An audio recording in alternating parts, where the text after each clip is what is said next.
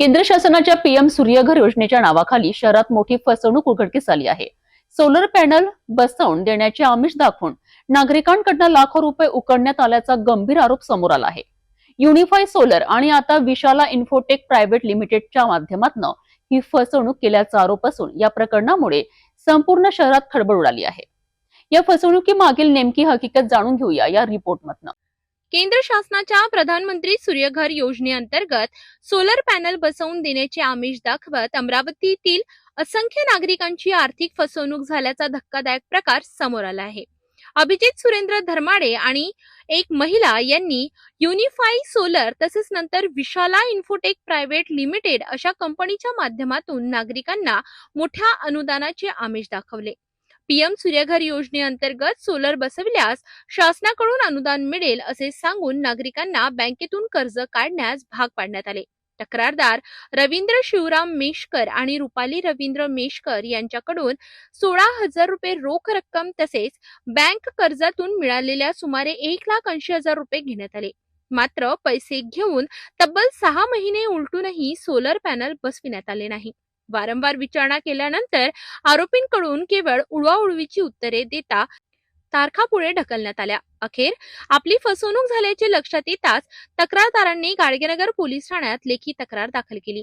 या फसवणुकी संदर्भात बँक व्यवहाराच्या पावत्या, कर्जाचे दस्तऐवज आणि ईमेलद्वारे केलेल्या तक्रारी पोलिसांकडे सादर करण्यात आल्या। धक्कादायक बाब म्हणजे या फसवणुकीचे बळी ठरलेल्यांमध्ये काही पोलीस कर्मचारीही असल्याची माहिती समोर येत आहे। याच पद्धतीने शहरातील अनेक नागरिकांची फसवणूक झाल्याची शक्यता व्यक्त केली जात असून या प्रकरणाची व्याप्ती मोठी असल्याचे संकेत मिळत आहेत। गाडगेनगर पोलीस या संपूर्ण प्रकरणाचा सखोल तपास करीत असून इतर फसवणूकग्रस्त नागरिकांनी पुढे येऊन तक्रार नोंदवावी असे आवाहन करण्यात आले आहे। माझं नाव रवींद्र शिवरामजी मेशकर, मी शिवनगर अमरावती येथील रहिवासी आहे। आजचा विषय म्हणजे इथे होण्याचं कारण हे आहे की मी सोलर म्हणून जे गव्हर्नमेंटची जे प्रधानमंत्री सूर्यघर योजनेच्या माध्यमातून जी योजना निघाली आहे लोकांना सोलर लावण्यासाठी, तर त्या अशाच प्रकारच्या याच्यामध्ये मी सोलरमध्ये मला एक कॉल आला अभिजित सुरेंद्र धर्माडे यांच्या एका ऑफिसमधल्या मुलीचा। इथून 6 महिन्या आधीची गोष्ट। आणि आम्ही काय केलं ते त्यांनी ऑफिसला बोलावलं, त्यांनी कोटेशन दिलं, आम्हालाही त्याचा लाभ आम्ही घेतला पाहिजे म्हणून आम्ही त्यांना विचारपूस केली। त्यांनी आम्हाला डॉक्युमेंट मागितली। त्यांनी म्हटलं की बा तुम्हाला एवढं खर्च येते। म्हटलं आमच्याकडे एवढे पैसे नाही आहे, तर तुम्ही म्हणे लोन केस तुमची करून देतो। तर लोन केस करून देतो म्हणून त्यांनी डॉक्युमेंट आधार कार्ड, पॅन कार्ड जे काही डॉक्युमेंट मागितलं, इलेक्ट्रिक बिल मी दिलं। आता ही लोन केस त्यांनी करूनही दिली। नवा ते ब्रँच आहे SBIची, त्या ब्रँचमधून करून दिली। आणि दिल्यानंतर त्यांनी म्हटलं की मला तुम्हाला 15 दिवसात तुमच्याकडे सोलर लागून जाते। माझ्याकडे जसे पैसे आले बँकेतून ते तुमचं 15 दिवसात लागून जाते। अशा कमिटमेंटमध्ये यांनी केलं। 16,000 रुपयाची मी कॅश दिली। 1,80,000चं माझं लोन सँक्शन झालं। त्यापैकी 1,20,000चा पहिला टप्पा यांच्या अकाउंटला, युनिफाय सोलर यांच्या अकाउंटला गेला आहे। त्याचे 2 डायरेक्टर आहे, अभिजित सुरेंद्र धर्माडे युनिफाय सोलर आणि पूनम देशमुख। हे यांनी आमच्यासोबत फ्रॉड केलं हे आम्हाला नंतर लक्षात आलं की सोलरच्या नावाखाली हे लोक फ्रॉड करून आले। माझ्यासोबत नाही तर माझ्यासारखे असे भरपूर लोक आहे की जे जवळपास इथं 40 ते 45 लोक आहेत माझ्या संपर्कातून की यांनी अशा लोकांचा फ्रॉड केलेला आहे। हे आम्हाला त्याच्या घरी आम्ही तो तारीख देऊन राहिला, आम्ही चाललो, अरे तुमचं 8 दिवसात लावतो, 15 दिवसात लावतो करता आता त्यानं मला या 17-16 तारीख दिली, इलेक्शन झाल्यावर तुमच्याकडे लावून देतो। ह्या गोष्टीला 5 महिने झाले। 5 महिन्यापासून मी माझं बँकेचं जे कर्ज आहे, लोन आहे, त्याचा व्याज भरून राहिलो, त्याची किस्त भरून राहिलो, सोबत त्याच्या मी इलेक्ट्रिक बिल माझं भरून राहिलो। माझं 8 ते 10,000 रुपये महिन्याचं 6 महिन्यापासून 60,000 रुपयाचं नुकसान हे झालं।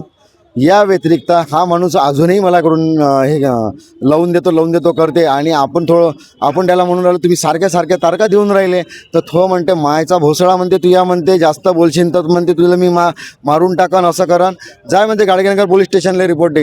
हे म्हणजे जेव्हा गाडगेनगर पोलीस स्टेशनला रिपोर्ट दे असं म्हणून राहिला, तर याच्या मागं कोणाचा हात आहे, कोणाची पॉवर आहे, याला कोणता पोलीस कर्मचारी याला सपोर्ट करून राहिलेला आहे। आणि जेव्हा मी तपास केला तर इथे मी रिपोर्ट द्यायला आलो तर इथे गाडगेनगर पोलीस स्टेशनचे जवळपास 15-16 स्वतः कर्मचारी म्हणते आम्ही याच्यात फसलेलो आहो म्हणून।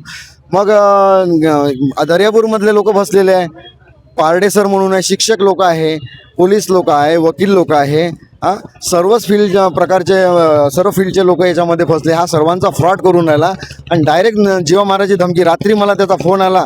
माझ्या सासऱ्यांचा मोबाईल नंबर त्यांना कसा काढला मला माहीत नाही. त्याच्यावर फोन केला त्यांना की त्याच्या बायकोनं फोन केला, तुमच्या जवळला समजून सांगा आणि तो जर जास्त करा तर त्याला सोलरही लावून देत नाही, तुम्हाला जे करायचं आहे करा. त्याच्यावर 354 376चा गुन्हा दाखल करतो. म्हणजे मनमानी लागला आहे का? माझ्याकडे सगळं आहे, स्क्रीनशॉट आहे असं त्यांनी म्हटलं. तर माझं म्हणणं आहे की माझा मोबाईल जे माझ्याकडे 2 मोबाईल आहे, मी दोन्ही मोबाईल पोलीस स्टेशनमध्ये जप्ती करायला तयार आहे. याच्यावर पूर्ण तपासणी पोलीसवाल्यांनी करावं.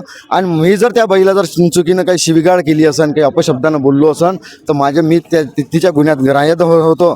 ते डायरेक्ट मला फसवण्याची धमकी देऊन राहिली आहे. 376च्या गुन्ह्यात फसवतो, 324च्या गुन्ह्यात फसवतो.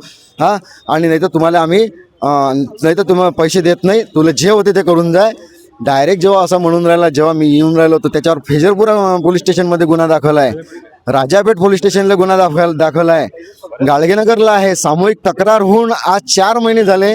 पारडे सर म्हणून आहे की पारडे सर म्हणून दर्यापूरचे आहे, त्यांनी सामूहिक तक्रार दिल्यानंतर आतापर्यंत त्याच्यावर गुन्हा दाखल झाला नाही. लोकहिताच्या पीएम सूर्यघर योजनेसारख्या सरकारी योजनेच्या नावाखाली नागरिकांची फसवणूक होणे ही अत्यंत गंभीर बाब आहे. या प्रकरणात आणखी किती नागरिक फसवले गेले आहेत, आरोपींवर कठोर कारवाई होणार का, याकडे संपूर्ण शहराचे लक्ष लागले आहे.